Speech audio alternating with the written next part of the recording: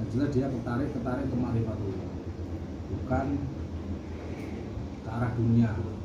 Contoh, dia habis nyalek, ternyata nyaleknya ini nggak berhasil. Nyalek. Nyalek. Maaf, nyaleknya apa artinya? Nyalek. Oh, nyalek. Ya. Ternyata nggak berhasil, maka dia tidak lupa diri, akhirnya beleming ngomong sendiri. Nah, terus orang bilang ini wali jadab. Nah, untuk jelaskan ini wali jadab atau tidak ya bukan karena kita, kalau kita merasa nggak wali. Nah, ciri wali itu biasanya istrinya galak. Kalau saya mah bukan wali, enggak. Iya, Sayyidina Umar itu takut jin tapi tidak takut istri. Iya. Karena istri itu adalah orang yang sakti, bisa menghidupkan barang yang mati, bisa mematikan barang hidup. Bukan dukun santet yang sakti. Bunyi dua alam itu ya. Iya. Luar biasa. Dan itu di Allah Ta'ala sendiri yang mengatakan inna kaida syaitan kana dha'ifa. Ya, kalau setan mah lemah. Kali istri inna kaidakunna 'azim. Jadi istri jangan takut jin, setan, tapi takutlah Dengan istri. Allah. Karena freak ya. Nah, adapun kalau sukma itu karena perbedaan pendapat. Di satu sisi orang bilang jiwa itu ya sukma, di satu sisi ada yang dari perbedaan istilah saja. Ada orang yang muslim tapi nggak percaya sukma.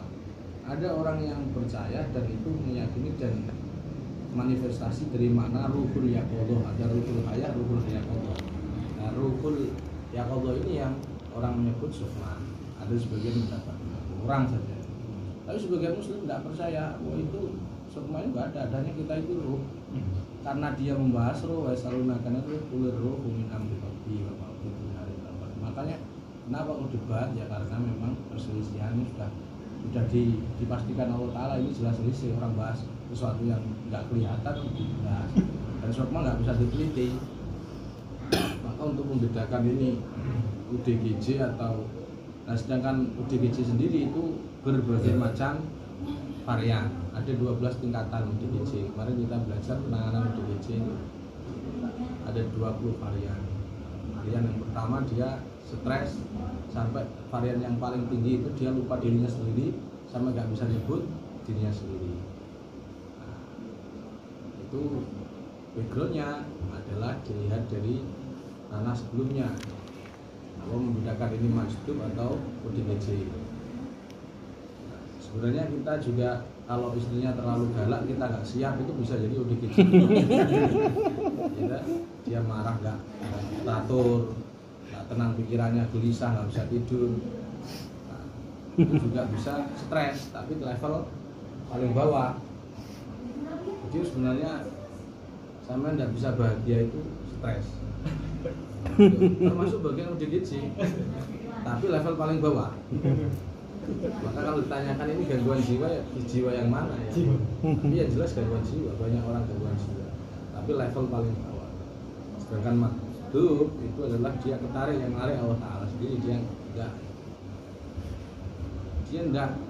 dia lupa diri tapi kan nggak lupa Allah.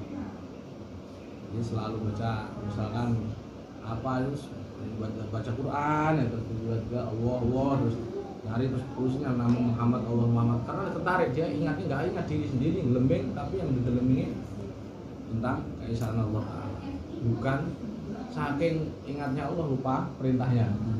Kadang nggak sholat kadang dan sebagainya, tapi itu termasuk secara syariat orang masjid itu tetap UDGJ, tetap dia termasuk rufi al-qolam, tidak kewajiban sholat karena apa? Dirinya sendiri aja tidak sadar. Misal ada cerita wali yang ketika dia tidur dari tidak menjalankan syariat itu karena dia sudah rufi al-qolam, sudah tidak kena mukalaf gitu loh. Dianggap tidur hukumnya seolah seperti orang tidur. Jadi yang ada pun sukma itu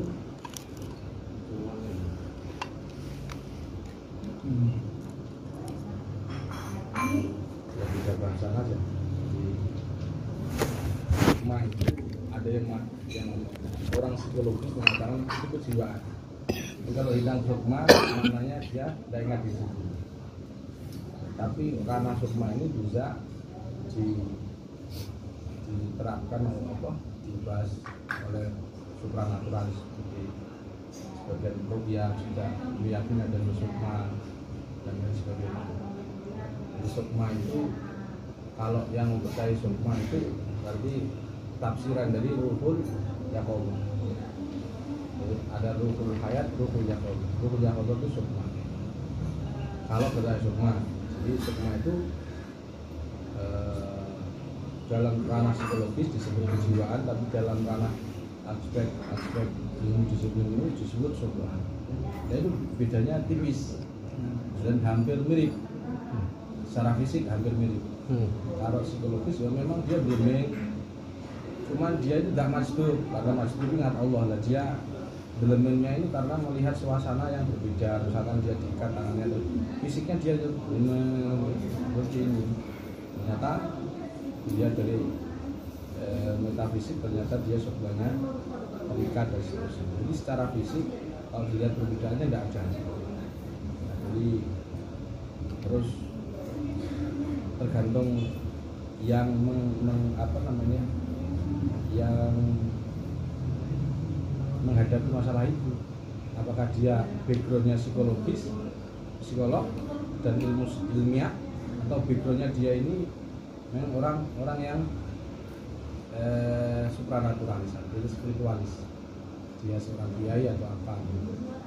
Ustaz, maka dia akan melihat di dunia lain dia ini mungkin terikat, tersulit dan seterusnya. Jadi kalau dibenturkan ini ya nggak nyambung, karena ini nggak percaya sukma, ini percaya sukma. Orang psikologis ngomong nggak ada sukma, ini kejiwaan yang spiritualis ngomong ada, ini saya lihatnya dia di sini bla bla bla. Jadi tapi fisiknya sama, dia tetap nggak ingat Allah, dia ingat yaitu dia tempat yang gelap bertahun-tahun dan seterusnya, diikat di batu dan seterusnya. Itu perbedaannya. Kalau secara fisik, nah pertanyaannya kalau di kita bagaimana kalau berziarah? Ya kalau di ziarah, kalau dia lihat yang menangani kalau Imam Bil sebetulnya kemungkinan juga dia ngerti, maka ditarik aja sebenarnya dengan kalimat innalladzi farada 'alaikal qur'ana laradduka ila ditarik sering-sering begitu. Kalau masih lihat backgroundnya dulu gimana? Nah bedanya itu ketika latar belakang aja. Jadi kalau yang stres murni pasti dia punya tekanan batin dan seterusnya. Tetapi kalau sukma enggak, dia tiba-tiba ya aktivitas biasa, enggak ada masalah, tiba-tiba tidur nggak bisa dibangunin, terus dia ngelemeng dan seterusnya. Nggak ada dampak. Itu perbedaan yang signifikan itu terkait antara sukma dan kejiwaan, tergantung historisnya seperti apa. Jadi diagnosa dengan keluarganya dulu. Harus diagnosa. Makanya sebelum rukyah harus diagnosa.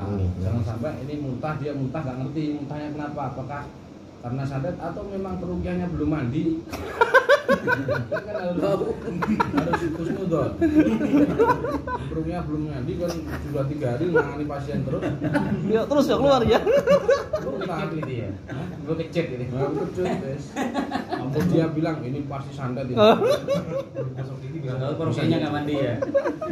Belum kosong ini. Ya. Dan yang sering ada masalah yang memang itu, jadi pasien muntah itu bukan karena hasil rukyah, tapi karena kebanyakan rukyahnya terlalu banyak nangani pasien lupa mandi, tidak pernah mandi junub pulang. Kasih sikat gigi. Nah, Jadi kalau tidur udah yang bilang sukmanya tidur. ya, jadi dari beberapa riwayat ruhul yaqdah itu kalau ruhul hayah tetap di diri sendiri. Ruhul yaqdah ketika tidur dia, nah bahasa lain ruhul yaqdah itu ruhul sultaniyah, ruhul macam-macam, tergantung pendapatnya ulama mana. Tapi intinya sama. Jadi di satu sisi ada ruh ada di satu. Sekali lagi itu kalau lihat backgroundnya, saya yang mengatakan backgroundnya orang psikologis, orang sains, orang nggak akan percaya karena sukma itu nggak ada di penelitian, nggak bisa diteliti. Ya nggak beda dengan spiritualis, para kiai, ulama dan sebagainya. Dia itu mempercayai keilmuan yang dideteksi dengan hasil riwayat. Menurut pendapat ulama ini alim. Nah, kalau menurut saya ini kan, maka dijerak tidak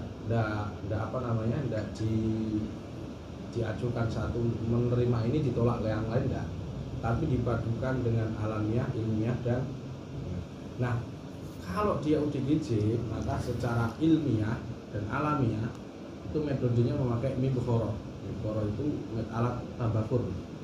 Jadi dia ditenangkan secara fisik jiwa yang stres tadi dengan asupan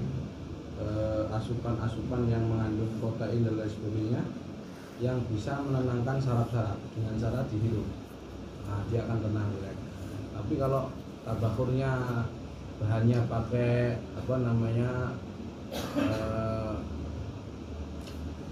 melo. Anggap baik ikan asin dan sebagainya. Ya jelas orang tambah muntah. Gitu. Lagi kena terasi ya. Terasi ikan asin, telur angsa, telur bebek ya terus muntah ya. Bukan sembuh malah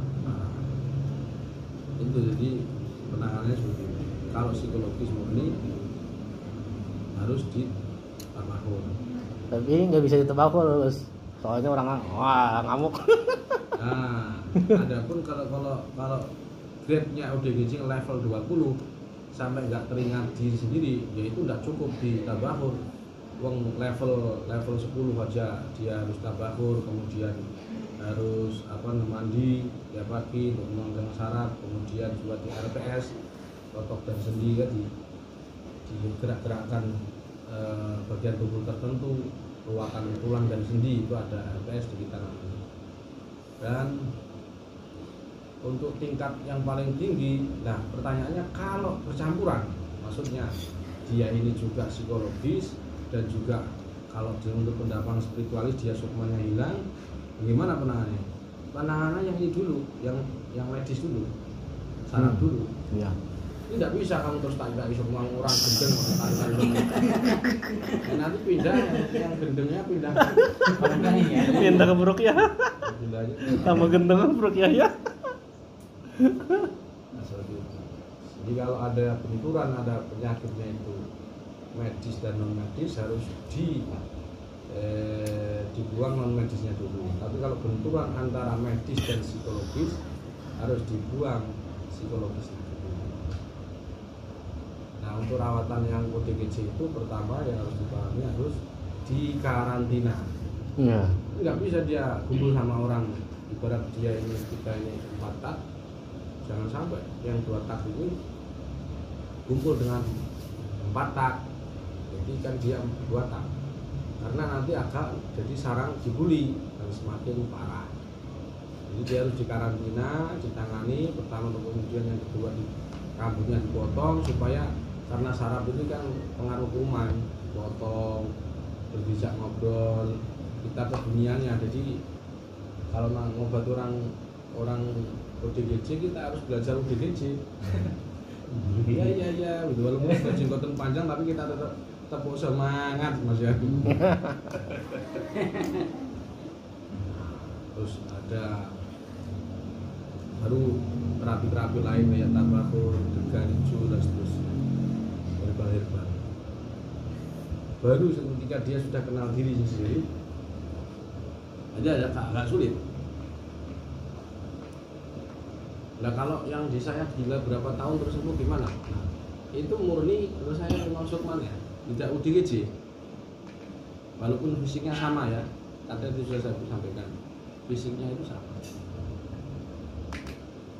Maka untuk mengetahui ini ODGJ atau tidak adalah dengan cara diagnosa. Jadi pertanyaannya cuma perbedaannya apa? Menurut saya tidak hanya itu, tapi solusi. Tadi sudah kita cari solusi, perbedaan, dan sebagainya,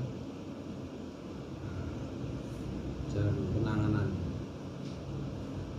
Tapi sampai level parah ya, dia sudah tidak mau pakai baju, kemudian itu tentu harus memang dikarantina. Sampai kok tiba-tiba nggak pakai baju lah, langsung tak ikat.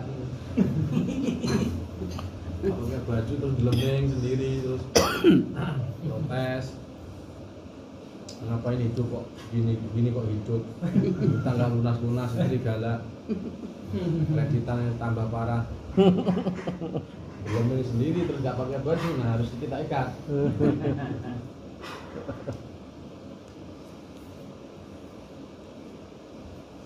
Terus saya pamit dulu ya. Oh iya, hati-hati. Nanti kita tunggu sana.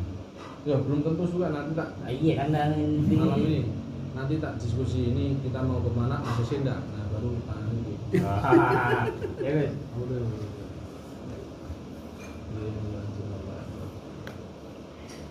Jadi ya berarti asli yang dihubungkan ya di grup Dulu ya. di grup. Hati-hati mas.